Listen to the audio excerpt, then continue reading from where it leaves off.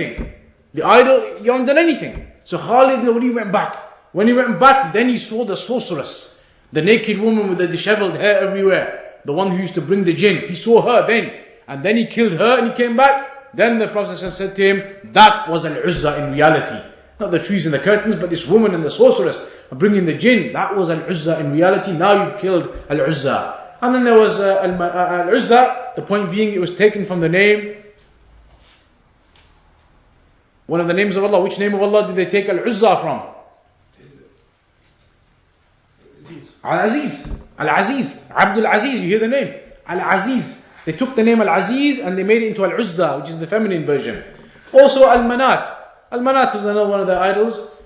That was taken from the name of Allah, Al-Mannan. So here you see how they committed this shirk, this distortion, this ilhad in the names of Allah subhanahu wa ta'ala, when they took them and they distorted them and they gave them to the other deities.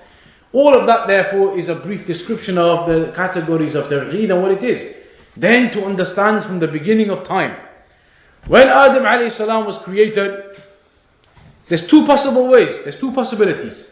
When people were first created and placed upon the earth, Adam alayhi salam and the ones who came after that, the first generation, second generation, third generation of people, those initial people, were they upon Tawheed originally, and then shirk came about afterwards, and that's why Allah sent the prophets and messengers starting with Nuh alayhi salam? Or were they upon shirk? Did they not know what Tawheed was originally? And that's why Allah sent the messengers to teach them what it is. So when Nuh alayhi salam, the first of the prophets and messengers, when he was sent, his role was to originally teach the people now what Tawheed is. Because initially before that they didn't know. So which of the two is the correct position? That people originally, when they were created, they didn't know what Tawheed was. Then the prophets and messengers were sent to teach them what Tawheed is, so that they can live their lives upon this earth upon Tawheed. Or they were originally created upon Tawheed, then afterwards shirk began to appear, then the prophets and messengers were sent to bring them back to the Tawheed they were upon. Which of the two statements is correct? The second one. Because some of the people of innovation, some of the philosophers, some of the people who debate and discuss these affairs out of ignorance, they say the other one. They say people were created upon shirk. They were created not knowing what Tawheed is. Then afterwards Nuh alayhi salam and all the prophets and messengers came to teach the people what Tawheed is. Incorrect. The people from Adam alayhi salam onwards were created originally upon Tawheed. Then when shirk appeared, the prophets and messengers were sent to return them back to it. We know that for a fact. Many narrations about how the people were originally upon Tawheed. You have the hadith of the Prophet sallallahu alaihi wasallam. كل مولود يولد على الفطرة ثم أبواه يهودانه أو ينصرانه أو يمجسانه. That all of the people, every child that is born upon the natural disposition, is born upon the natural Tawheed in his heart. Then afterwards his parents will cause him to become a Jew or a Christian or a fire worshipper. When he grows up, his environment, his parents, then he may become deviated. But originally every child is born upon the natural Tawheed in his heart. That's one evidence that proves people, the natural state of a human, the natural state of people is that they are born upon Tawheed. Similarly, you have the narration which proves without any doubt that those first generations of people were upon Tawheed. Narration of Ibn Abbas in Sahih al-Bukhari.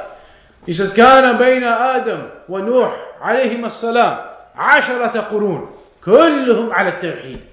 He said, between Adam alayhi salam and Nuh alayhi salam, there were 10 generations of people. Between Adam alayhi salam and Nuh alayhi salam, there were 10 generations, 10 links to get to Nuh alayhi salam.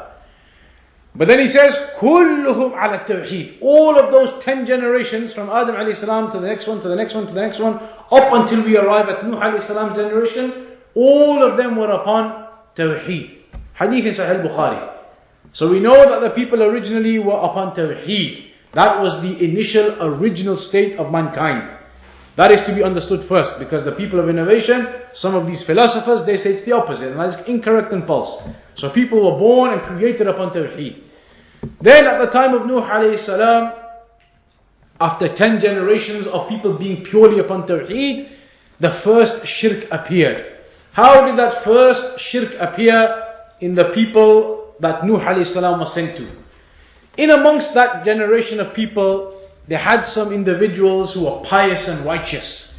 Their names are mentioned in the Quran: Wad, wa Suwa', wa Yaghuth, wa Ya'uq, wa Nasra.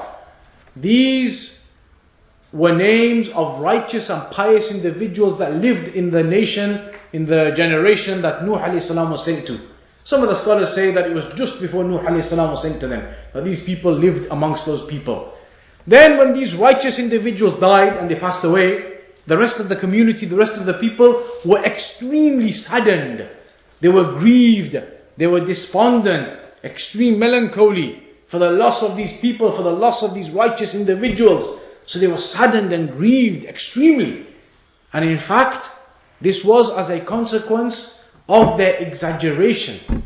And this is one of the ways that shirk occurs: exaggeration in people. So they had an exaggeration with these righteous individuals. They loved them to such an extent that they were so saddened by their deaths. So then the shaitan came to them and he saw an opportunity. He came to them and said to them, these pious people who died, Wad wa Suwa' wa Yaghuth wa Ya'uq wa Nasra, these pious individuals that died, they were so righteous. Whenever you used to be amongst them, it used to increase your iman. It used to make you want to be more righteous. But now they passed away. But to make sure you keep your iman levels high, you should make sure you go to the graves and visit their graves. Make sure you visit their graves so you keep remembering them. Don't forget them. If you forget them, you'll start to become weak, etc. So the shaitan whispered this to them. There's no shirk in that. Going to the grave, there isn't any shirk. It's in the sunnah of the Prophet ﷺ now. You're allowed to visit the graves. So the people, they used to go to the graves and they used to think about and contemplate over the lives of these individuals to encourage themselves and to give themselves a boost. They used to go and do that. Then after a while, the shaitan came to them and said, don't just go and make a quick visit and come back. Rather, when you go there, you should sit there, sit at the graves. Sit down, contemplate, think about the affairs, think about who these righteous people were. Sit and contemplate. So the people began to go and spend lengthy periods of time at the graves. Still no shirk had occurred yet. No shirk had occurred. Shaitan wasn't able to come to them straight away and say, go there and bow to them. 10 generations of Tawheed. The people had been brought up Tawheed upon Tawheed upon Tawheed. They weren't just going to go and start prostrating to the people and commit shirk. So Shaitan knew that. That's why he took this step-by-step procedure. He took this step-by-step approach. So then he said to them, stay there for lengthy periods of time. So they did that. Then the shaitan came with his next step. He said to the people, all of this story is mentioned in many of the books. You find it in Kashf Shubhat of Shaykh Muhammad ibn Abdul Wahhab. In other books of Tawheed, you'll find the story of Nuh alayhi salam and these people and what occurred. So then the shaitan, he came to them and he said, no doubt those people were pious and you need to contemplate over them and remember them to keep yourself high in iman and righteous. But you can't keep going to the graveyards all the time. It's so far. Making a visit out to the grave, it takes so much time, so much effort. Make it easy for yourselves. Make some figurines, some statues, some porcelain dolls or whatever it might be. Make some pictures or some symbolic representations of those people. In whatever way you sculpture or make photos or whatever, pictures or whatever. Make some symbolic representation of those people and have this symbolic representation of them in your homes, in your places of gathering, in your community places. Put these symbolic representations of them in those places. So whenever you see this symbolic representation of those righteous people, this statue or this figurine, then whenever you see that, you'll remember them.